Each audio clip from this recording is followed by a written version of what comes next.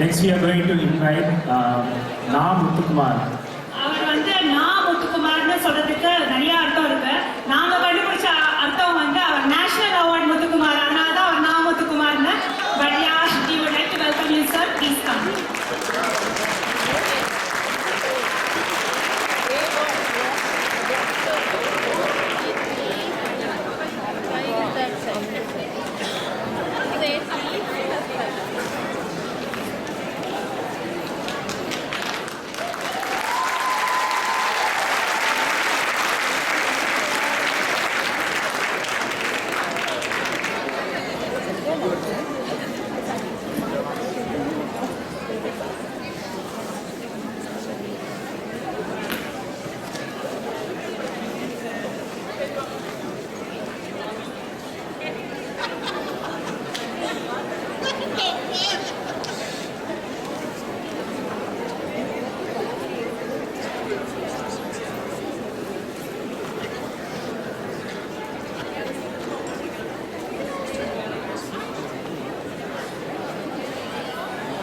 Check.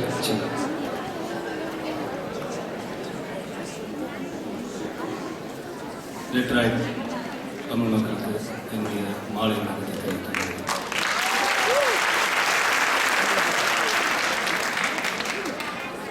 இந்த Michigan Tamil சங்க நிகழ்ச்சிக்கு நான் வர வேண்டும் என்று அழைத்த நேரத்திலே நான் மிகவும் பரபரப்பாக இருந்தேன். கிட்டத்தட்ட ஒரு 182 படங்களுக்கு கேட்கலையா? சரி. கிட்டத்தட்ட ஒரு 185 படங்களுக்கு இப்போ பாடல்கள் எழுதிட்டு இருக்க ஒரு பணியில் அதுக்கு நடுவில் இந்த மிச்சிகன் தமிழ் சங்க தலைவர் அண்ணாதுரை அவர்கள் அழைத்ததும் நான் மறுக்காமல் இந்த நிகழ்ச்சிக்கு வருகிறேன் என்று சொன்னேன். என் சொந்த ஊர் காஞ்சிபுரம். அண்ணாதுரை அழைத்தால் காஞ்சிபுரத்திலிருந்து கிளம்பி வரத்தான் இருந்தேன்.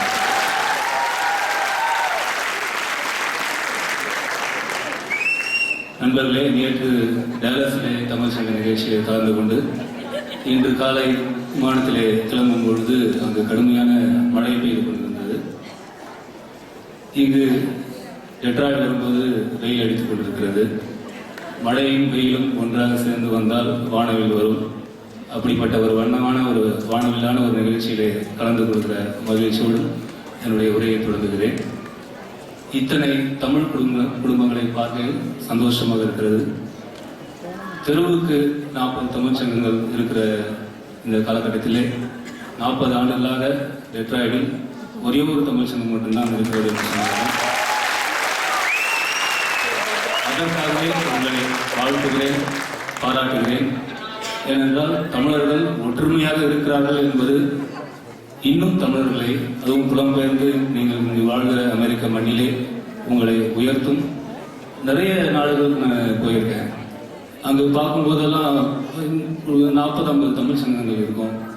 ரெண்டாவது, வீடுகளில் வந்து குழந்தைகள் தமிழ் தெரியாமல், தமிழ் பிள்ளைகள், அடுத்த தலைமுறை குழந்தைகள் தமிழ் தெரியாமல் வளர்றாங்க. வீட்டில் ஆங்கிலம் பேசுறது, இல்லை அந்த நாட்டோட மொழி பேசுறது. அது இன்னைக்கு தமிழ்நாட்டில் கூட வந்து தமிழ் உயிரெழுத்தான ஆணவை எப்படி பள்ளிக்கூடங்களில் சொல்லிக் கொடுக்குறாங்க. Standing line, sleeping line, small circle, semi circle என்று சொல்லிக் கொடுக்குற ஒரு நிலையில இத்தனை குழந்தைகள், நிறைய திருக்குறள் போட்டியெல்லாம் குழந்தைகள் பரிசு வாங்கியிருக்கிறார்கள் என்று சொன்னார்கள். நீங்கள் உங்கள் பிள்ளைகளை தமிழோடு வளர்ப்பதே எனக்கு மிக்க மகிழ்ச்சியாக இருக்கிறது. ஏனென்றால் உங்கள் கிளைகள் எவ்வளவு உயரத்தில் பறந்தாலும் உங்கள் வேர், உங்கள் தொப்புள் குடி தமிழோடும் தமிழ்நாட்டோடும் தான் இருக்கிறது. நீங்கள் இவ்வளவு நேரமாக நிகழ்ச்சி தொடங்குவதற்கு முன்பு சிவாஜி திரைப்படத்தில் நான் எழுதிய அந்த பல்லே இலக்கா பாடலை ஒளிபரப்பிக் கொண்டிருந்தார்கள். தமிழ்நாட்டின் பண்பாடு, கலாச்சாரம் எல்லாவற்றையும் அந்த பாடல்களில் நான் சொல்லியிருப்பேன். காவேரி ஆறும் கைக்கூத்தல் அரிசி மறந்து போகுமா, தாவணி பெண்களும் தூதுவிடும் பெண்களும் துறைந்து போகுமா, நம்ம களத்து மேடு கம்மாக்கர கரிச காடு செம்மண் அலி தெளிக்கும் ரோடு சடுகுடு ஆடிய மரத்தடி கடகடகடவென ஓடிய காவிரி தடதடவென அதிர்கிற ரயில் அடி விறுவிறுவென முறுக்கிய மியூசிகள் மடிமடியென மடிக்கிற வெற்றிலை சுட கிடைக்கிற இட்லி மனதில் இருக்கிறது மெய் கிராமத்து குடிசையிலே கொஞ்ச காலம் வாழ்ந்து பாருடா, கூரையும் ஓட்டை விரிசல் வழி நட்சத்திரம் எண்ணி பாருடா, பூவும் செல்போனின் நச்சரிப்பை அணைத்து கொஞ்சம் சில்வண்டின் உச்சரிப்பை கேட்போம், வெறும் காலில் சிறப்பின்றி நடந்து மண்ணோடு பேசிக்கொண்டு போவோம் மழலைகளாகவும், அஞ்சரை பெட்டியின் அறைகளிலே ஆத்தாவோட ருசி இருக்கும், அம்மியில் அரைச்சி ஆக்கி வச்ச நாட்டுக்கோழி பட்ட கலப்போம், வெறும் தண்ணி கேட்டால் மோர் தரும் நேசம். இதுதான் நம்ம தமிழர்களோட பண்பாடு. வெறும் தண்ணி கேட்டால் மோர் தரும் நேசம், வெள்ளந்தி மனிதர்கள் வாசம், மண்ணு எங்கும் வீசும், பாம்படக்கிழவின் பச்சில மருந்துக்கு பேயும் ஓடி போகும், பங்காளி பக்கத்து வீட்டுக்கும் சேர்த்து சமைக்கிற அன்பு இங்கு வாழும். நான் கிராமத்தில் பிறந்து வளர்ந்தவன் நான். கிராமத்தை பார்த்தீங்கன்னா எந்த வீடுகளுக்கும் கதவு வந்து பகலில் திறந்தே தான் இருக்கும். இரவுலையும் பெரும்பாலும் உறங்கும்போது தான் அந்த பூட்டை போடுவாங்க. மற்ற எந்த நேரத்துக்கு யார் வீட்டுக்குள்ள வேண்டுமானாலும், அது நண்பர்கள் வீடோ தெரிஞ்சவங்களுக்கு தெரியாது, யார் வீட்டுக்குள்ளனாலும் சமையல் அறை வரை சென்று தண்ணி குடிக்கவோ இல்லை அங்கே இருக்கிறத எடுத்து சாப்பிடவோ எல்லாருக்கும் எங்கள் வீட்டுக்கு எல்லாரும் வருவாங்க. அப்படிப்பட்ட ஒரு வாழ்க்கை வாழ்ந்தது தமிழ். அதனால் நீங்கள் ஒற்றுமையாக இருக்கிறது ரொம்ப சந்தோஷம். நீங்கள் தமிழர்கள் தமிழ் மொழி பேசுகிறோம் என்பதில் கர்வப்பட வேண்டும். ஏனென்றால் உலக மொழிகளிலேயே வீரமான மொழி தமிழ் மொழி. அதனால்தான் தன் எழுத்துக்கிறது ஆயுத எழுத்தை கொடுத்திருக்கிறது. தமிழ் மருத்துவ குணம் கொண்டது, அது ஒரு டாக்டர் மாதிரி. அதனால்தான் தன் எழுத்துக்களுக்கு அது மாத்திரைகளை கொடுத்திருக்கிறது. குறி ஒரு மாத்திரை, நெல் 2 மாத்திரை என்றது. தமிழ் ஒரு தன்மானமிக்க மொழி. தேவையான இடத்திலே அது கால் மேல் கால் போட்டுக்கொள்ளும். தமிழ் எப்போதுமே கவிஞர்களை கௌரவப்படுத்தி வந்திருக்கிறது. அதனால்தான் பாரதியை கொல்ல யமன் எருமையில் வராமல் யானையில் வந்தார். நண்பர்களே, ஹிட்லர் உலக நாடுகள் மீதெல்லாம் படையெடுக்கும் பொழுது அதற்கு முன்னர் தன்னுடைய படை தளபதியை அழைத்து சொல்வாராம், நீங்கள் ஒரு நாட்டின் மீது படையெடுப்பதற்கு முன்னர் முதலில் அந்த நாட்டின் பண்பாடு, மொழி, கலை, இலக்கியம் இவற்றை அழித்து விடுங்கள். நாம் படையை எடுக்க தேவையில்லை, அந்த நாடு தானாகவே அழிந்துவிடும் என்று. அதனால்தான் உலக நாடுகள் முழுக்க யுத்தம், எதிரி நாடுகள் யுத்தம் தொடங்கும் போது அந்த நாட்டின் நூலகத்தை எரிப்பார்கள். இலங்கையில் தொடங்கி நீங்கள் பல நாடுகள் பாருங்கள், முதலில் நூலகத்தை எரிப்பார்கள். ஏனென்றால் நூலகத்தில் இருக்கிற புத்தகங்கள் தான் உங்களுக்கு அடுத்த தலைமுறைக்கு ஆவணம். இன்றைக்கு தமிழன் எப்படி வாழ்ந்தான் என்பது திருக்குறள், புறநானூறு, அகநானூறு போன்ற புத்தகங்கள் தான், சங்க இலக்கியங்கள், 8 தொகை, 10 பாட்டு போன்ற புத்தகங்கள் மூலம் தான் நாம் அறிந்து கொள்ள முடிகிறது. ஆகவே நான் இந்த நிகழ்ச்சியை உங்களுக்கு சொல்ல விரும்புவது என்னவென்றால், உங்கள் அடுத்த தலைமுறை குழந்தைகளை பாடப்புத்தகம் தவிர்த்து இலக்கிய புத்தகங்களையும் நீங்கள் படிக்க வையுங்கள். எப்படி ஒரு வீட்டுக்குள் ஒரு சமையல் அறை, ஒரு பூஜை அறை, ஒரு வரவேற்பு அறை என்று இருக்கிறதோ அதை போல ஒரு நூலக அறை அமைத்து மாதம் ஒரு 50 புத்தகம் வாங்க. 50 முடியலையா 10 புத்தகம் வாங்குங்க. முதல்ல குழந்தைகளை படிக்க வைங்க. அவங்களுக்கான நிறைய பெரிய பெரிய இலக்கியங்கள்லாம் படக்கதையிலிருந்து ஆங்கிலத்தில் கிடைக்கிறது, தமிழ்லையும் கிடைக்கிறது. அப்புறம் நிறைய இலக்கிய சம்பந்தப்பட்ட புத்தகங்கள் வாங்க. ஏன்னா ஒரு மருத்துவம் படிக்கிறவர் வந்து வெறும் மருத்துவம் மட்டும்தான் படிக்கிறாங்க. ஒரு பொறியியல் படிக்கிறவன் பொறியியல் மட்டும்தான் படிக்கிறான். கணிதம் படிக்கிறவன் கணிதத்தை மட்டும்தான் கற்றுக் கொடுக்கிறான். இலக்கியம் மட்டும்தான் மனித நேயத்தையும் வாழ்க்கையும் கற்றுக் கொடுக்கும்.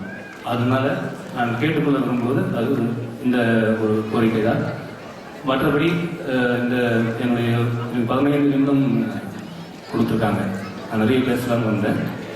நிகழ்ச்சி தாமதமாக தொடங்கினால் 15 நிமிடம் கொடுத்துருக்காங்க. சில கவிதைகள், என்னுடைய கவிதைகள் நான் வாசிச்சுட்டு என்னுடைய உரையை முடிச்சுக்கலாம் விரும்புகிறேன். தூர் வந்து நான் 20 வருஷம் முன்னாடி இருந்த கவிதை. கனையாழின்னு ஒரு இலக்கிய இதழில் இந்த கவிதை வெளிவந்தது. எழுத்தாளர் சுஜாதா அவருக்கு ரொம்ப பிடித்த கவிதையாக இந்த கவிதையை அந்த கனையாழி விழாவில் படித்து காட்டினார். அந்த விழாவுக்கு நானும் போயிருந்தேன். அப்போது எழுத்தாளர் சுஜாதா சொன்னார், இது வந்து கனையாழி பெரிய ஆள். அப்போ நான் வந்து பச்சைமன் குழுவில் 1ஆம் ஆண்டு மாணவன். அவர் சொன்னார், இந்த கனையாழி பத்திரிக்கை வந்து பெரிய ஆள் சின்ன ஆள்லாம் பார்த்துலாம் கவிதை தேர்ந்தெடுக்கிறதில்ல. இதை முத்துக்குமார் ஒருத்தர் எழுதியிருக்காரு, இவர் யார் எழுந்திருப்பாருன்னே தெரியாது எனக்கு அப்படின்னார். நான் 8வது வருஷத்துலேருந்து கை தூக்கணும் இல்லையா. அவர் பார்த்தார், அதுக்கு நீங்களாக அந்த ராமானு கொஞ்சம் எழுந்திருங்க அப்படின்னு சொல்லிட்டு கை தட்டுங்கள் அந்த கவிஞனுக்கு அப்படின்ட்டு சொன்னார். முதல் வரிசையிலேருந்து ஒருத்தர் வேக வேகமாக மேடைக்கு போனார். போன உடனே சுஜாதா ரொம்ப சந்தோஷப்பட்டு இந்த தூர் கவிதை எழுதிய முத்துக்குமாருக்கு ஒரு 1000 ரூபாய் அன்பளிப்பு கொடுக்குறாரு. வாங்க முத்துக்குமார் வந்து மேடையில் வாங்கிக்கிங்க அப்படின்னு சொன்னார். அது வந்து ஒரு 20-50 ரூபா நோட்டுது அந்த 1000 ரூபாய். நான் வாங்கினோன்னே என்ன ஆச்சு, உடனே பாதுகாப்புலாம் என்னடா அது தானமாக கொடுக்க மாட்டேன், பல்ல பிடிச்சி பார்க்குறாங்கன்ற மாதிரி சங்கடப்பட்டாங்க. நான் அதிலிருந்து ஒரு 10 நோட்டு மட்டும் தனியாக 500 ரூபாய் எடுத்துட்டு கனையாளியோட வாசகம் தான் கனையாளியோட வளர்ச்சிக்கு என்னுடைய அன்பளிப்பாக இதை கொடுக்குறேன்னு திருப்பி அந்த நிகழ்வுக்கு பிறகு தான் என் மேல் ஒரு மஞ்சள் வெளிச்சம் இருந்தது. அதுக்கு பிறகு சுஜாதா நிறைய இடத்துல என்ன போட்டுருந்தாரு.